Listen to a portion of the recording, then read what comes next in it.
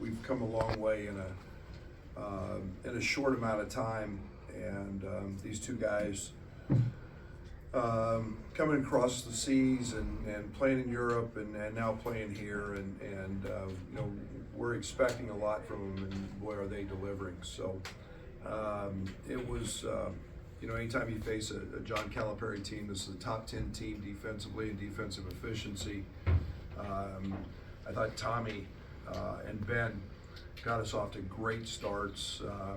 It's pretty nice when your 5-man makes 6 threes, but allowed us to spread the floor. When I went to bed every night in the summer, these are the games I envisioned. Being able to spread the floor, being able to be hard to guard.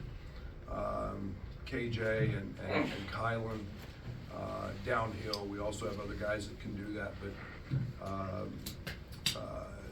Tommy got us started, KJ finished it and made big shots and big plays, and we got a nice little lead and we maintained, and that's really hard to do against the John Calipari defense and team, and they're so electric in transition. I thought our defense was really good.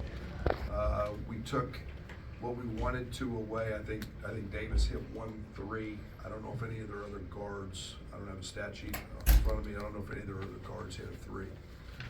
We wanted to force them into doing what they did, and that was a dude driving it and taking away that 3-point line. So very pleased, nice Thanksgiving, and my hat's off to these two guys for their performance. Okay, Coach, slide your mic over to Tommy. Questions for Tom? Oh, you got that one. Tommy and KJ. Casper's obviously closing the game. I think you had 14 straight points at one time. When do you know to turn it on and look for your own? Like, what's the balance of that for you when you know it's time? I don't know. I just do what the team needs me to do and what the defense offers. So I just use the advantage.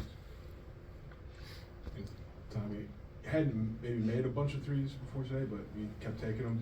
When did you maybe get a feeling? Was it after the first one that you're maybe going to be a day like today? At the warm-up.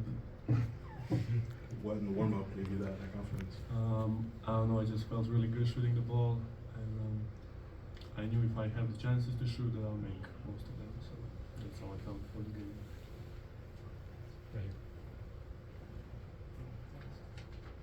About both Erics with Eric Freeze, I cover your brother. I know you guys were a big storyline coming in. You got the bragging rights now. Just how did it feel? I mean, you had a block shot early and hit the 3. You seemed like you were doing on both ends.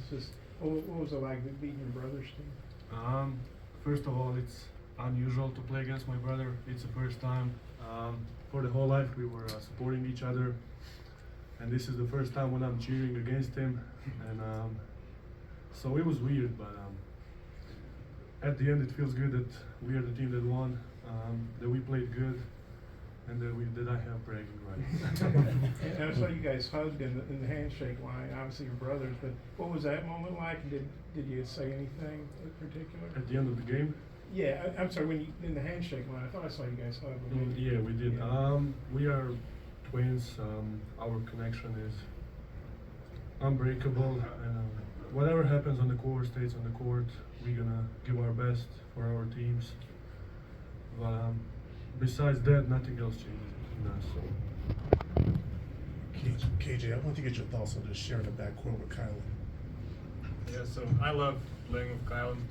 He's an amazing point guard and amazing defender. He's creating plays for his son and for other teammates, so it's a lot easier to play with him. I just love it. Tommy, as you guys were matching up with this game, what was going against your brother? How was that? What were you looking for as far as like scouting and things like that? How much did that help knowing his game? It helped a lot for me personally, but we were sticking to the plan. We couldn't allow him get early in the game with 3-point shots, and I think we did a good job there, stopping him to shoot the ball because he's a great shooter. And if he makes first couple threes, the game could go either way. And as much as I know him, he knows me, so there's not big advantage there. But I would say we did a good job on scouting them. The team did a good job preparing the game, and that we executed it pretty well. Tell me, what'd you think of KJ kind of taking over late in that game? What can you tell me about it from your perspective? KJ is a great basketball player. When I saw he came to University of Illinois, I was happy because I'll have a great point guard with me. And when he came here, when I started playing with him, I was just surprised how talented he is, what shots he's making, how unselfish he is. He's got leadership skills, and I would just say that he's one of the best point guards in the nation, and in the future, he's going to be a real threat in the world of basketball. KJ, what did you make of what your guards did defensively to force Arkansas playing a certain style and then maybe kind of limiting them as well? Yeah, so I would like to start with Kylan's defense on the ball. It's amazing. It's every game just get us going, and he just defend the ball so well, so we can run after and make the shots complicated for other team. And I think the defense wins. The defense is the winning place. Every defense, every rebound, and all the sacrifices in this end of the court helps to win.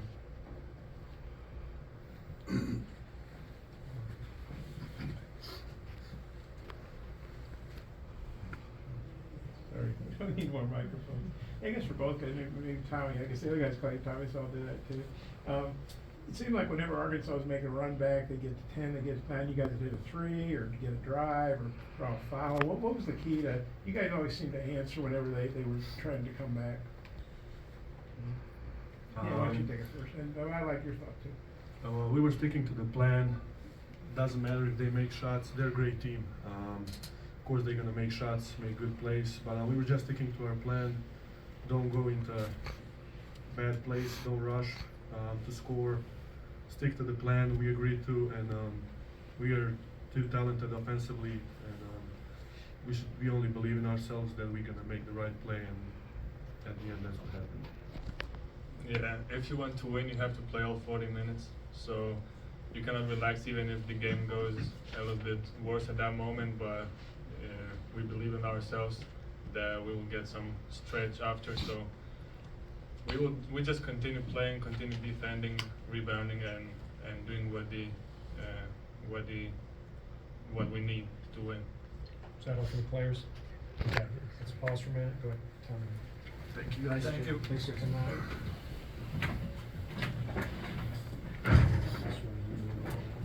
Okay, so get us going, Joe. Brad, obviously KJ can get it going like that, but it seems like the first half he was trying to get everybody involved. When does he know it's time to look for his own, or what? Obviously you took over that game. What'd you think? Yeah, you don't coach that. It's not like we were drawing up plays for him. Yeah, I mean, we were drawing it up to keep the ball in his hands late, but and you know, create an action or a next action, and you know, that's why next level people love him, is he has the ability to step back and make a 3. He has the ability to get fouled. He knows what the game needs. I've had him a very, very short time. I would love to take credit for all of that, and I can take credit for none. He's got a gift, and you know, I think it was the first couple of games of the year, you know, he took 2 or 3 shots in a game, and it was just what the game brought to him. There's no force. I've learned that, you know, he's going to make a mistake or two. Let him play through it, and he's going to level out. And so I don't doubt that that he's going to make the right play most of the time. Coach, would it be fair to say your team took a pretty big step in terms of grit and physicality today in this game? Yeah, the one thing I liked about today was we got a nice lead, and we never wavered. We stayed true to it, and it was, you know, it kind of got up there to 15, 16, 17, and get to 9 or 10, and then you know, we would make a play. This group was unwavering. I mean, the plays when they needed to make them, and that's not easy to do. And you know, you give Arkansas a lot of credit. They've got very, very talented players. You know, Thero was tremendous today. Z was tremendous, and yet we always seemed to have the answer. And then we got key rebounds when we needed to and key stops. Brad, I counted over the course of the game 4 separate loose balls and 4 times you guys got on the floor and retained possession on all 4 of those opportunities. How happy does that make you? Oh, we talked about it in the locker room. There were 4 opportunities to get on the floor, and we were the first one on the floor every single time. And we can talk about, what actions we ran and who made this shot. Those are the plays that will ultimately keep you moving forward in March and in the NCAA tournament. And we've built our program on that, and that's our culture. And every possession is a little battle, and to get extra opportunities was huge. So we got a lot of guys making a lot of really good plays. Brad, I want to ask about the bench tonight. How does it feel for you to have the luxury that you can depend on those guys to get it done? It's tremendous. I mean, how about Jake Davis, Draven, what Merez is doing. I couldn't be more pleased with what Merez is doing on the defensive side and his presence and that, athleticism and grit and, everybody's contributing. Will, obviously is our leading scorer coming off the bench. And when you're more productive coming off the bench, in some cases, they're adding something. And when you want the pieces of the puzzle to fit, the bench is where it starts. And this group's starting to understand roles. They're starting to believe in their roles and really step into what those things are looking like. You were asked at Big Ten Media Days, who might be the closer, and October you didn't know. Just was, as Casper's kind of emerged in that role, or was tonight his turn and maybe next week it's somebody else? I don't have the answer to that. Tonight it was him. You kind of ride the hot hand. I think we've done that with Will a little bit. I think we've done it with, with Kylan. We felt, really good about what those situations are. I think when you're trying to close a game, you like, guys who can score it in multiple ways, and you like guys who can get to the foul line and make free throws. And most importantly, not afraid of the moment. But maybe Tommy in some sense. Ben, I don't know. Tonight it was Kasparis, and he did it very instinctive and just out of the natural flow of the game. Right. Brad, Boogie Vland shoots 2 for 12. Extremely talented player. Talk about Kylan Boswell's defense on him. Yeah, Boogie's probably the best, considered the best freshman guard in the country. And, what he's been doing, all season long. And to Boogie's defense, he played in some foul trouble. But I think, again, that's the KJ Kylan factor as well, having to defend those guys downhill in their drives. But, Kylan's really kind of 4 for 4, starting with the Sears game and against Alabama, and then the 2 home games, taking 20-point perimeter scores and making it very hard for him. And tonight was no different. We paid a lot of attention to Boogie and didn't want him to get going. Kylan has a knack for being able to take that away. Brad, 90 points on that defense. I think you said this is what you envisioned when you put this roster together. What about it most encouraged you? Yeah, it was well-rounded. It was ball movement. It was the next actions. Nothing was. That's a top 10 defense. I think they were 10th in defensive efficiency coming in, and to do it with multiple guys and the spacing and to do it in different ways. Tommy killed a possession late because he took about 8 dribbles into a post-up, and I said, I don't want you posting up. And when you can keep the floor spread and get downhill, and it's modern basketball today, and we recruited to it. We've got guys who can do it, and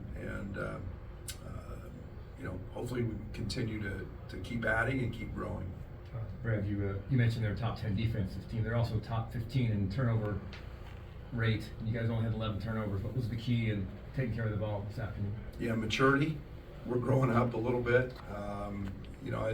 We saw a little bit of that against Little Rock, who was another top 20 team in terms of turnovers forced. We had one, I think Kylan threw one to Ben where he didn't come meet it late, and you know, KJ had a couple right there at the start of the second half, but for the most part, it's, you know, we want people to pressure us. We want them to come out and extend the floor and pick us up, and that's to our advantage. Playing in the open court, as much space as we can create is advantage Illinois. I probably shouldn't have said that and given away a scouting report, but you know, it's just maturity, guys understanding 2-foot jump stops, guys understanding ball toughness. That comes with experience, and we've been fortunate. We've seen some good defenses, so it's been you know, trial by error there. You know, Scott and then Brian. You mentioned the bench at the end of the first half. Kylan, Ben, Trey, all on the bench with 2 fouls, and we grew the lead. So, I just, what did you like in that moment? Yeah, my hat's off to those guys doing their job, not being afraid. You know, I think Jake hit a big 3 in that sequence. I think that you know, that's kind of when you've got to figure out where we're going to get it. I think we've got opportunities to get to the foul line, you know, late in a half. Those are things that are advantageous in those moments when you do have guys in foul trouble, figuring out how to get fouled, go to the line. But you know, Merez, I thought was terrific. I thought you know, Draven gave us a lot of really good minutes on both ends of the court. So that's what you ask for, is just really good support and productivity when those guys come in. Go Brian and then finish with up front. Brad, how did this matchup with Arkansas come together? A lot of people, a lot of conversations on CBS, and you know, this is Brooks Downey runs this, and we've dealt with Brooks for a long time, and you know, to get the opportunity on Thanksgiving Day in such a great city that loves basketball, great venue, and then to play a Hall of Fame coach. And I think it speaks, you know, I'm going to brag about us. I think it speaks volumes to where our program has gotten, what a crowd we had today. And I think that, you know, when we keep moving the needle, you know, it's all that comes to fruition, and we jumped at the opportunity, and a lot of people do a lot of work, and but you know, here we are against a Hall of Fame coach on Thanksgiving, following the, you know, Lions Bears, and we know there are a lot of eyeballs on that today, so very excited to be a part of that. Yeah. Coach, maybe more than any other game so far, you had interchangeable point guards. So Kylan handled the ball in the first half and KJ in the second half. You know, how much of a luxury is that for you, and what's that kind of pressure is that put on the defense when you can switch guys back and forth like that? Yeah, it's always been something I've enjoyed doing. You know, and I go back to Andres and Trent and Io. You know, I've had multiple handlers. I like being able to take advantage of the mismatch that way, the hot hand that way, run different actions that way. You know, both of those guys fit that. You add Will in there. We run Will at point guard spot a lot in practice as well. So, you know, that's who we are. We're always going to continue to have those guys on the court, and you add Draven to that, and we got a lot of guys who can handle and make plays. Okay, this last one here. Brad, you know, Tommy had a block. He blocked Boogie at the rim, you know, and then I think Boogie probably thought he was going to get contact, and he did. And then he hit some threes. It just seemed like Tommy had to go from both ends from the very get-go. Just what do you think his all-around game really filled up the box score? Yeah, the best game he's played, and not just because he made shots. And I've said this many times. Tommy's one of our best shooters. Tommy is we've seen practices. We had a day where he was 9 of 11 from 3, and he is that guy. Our challenge has been at the other end.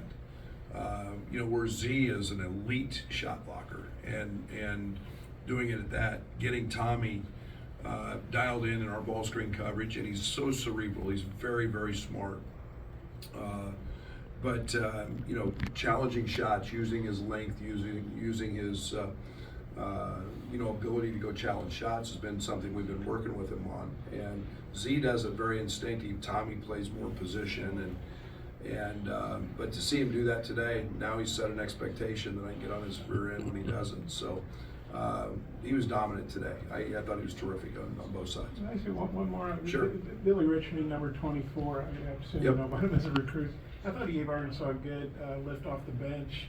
kind of got downhill. I was curious what you thought of Billy Scout in Arkansas, maybe from what you saw today, maybe what he can do. Elite open court player.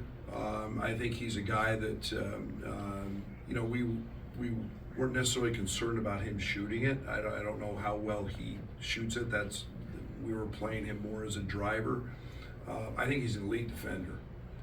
For a young guy to come up with the steals he does, get in the passing lanes, and then he's what we call a head rammer. He just gets downhill, and he's got a great body, great physical tools.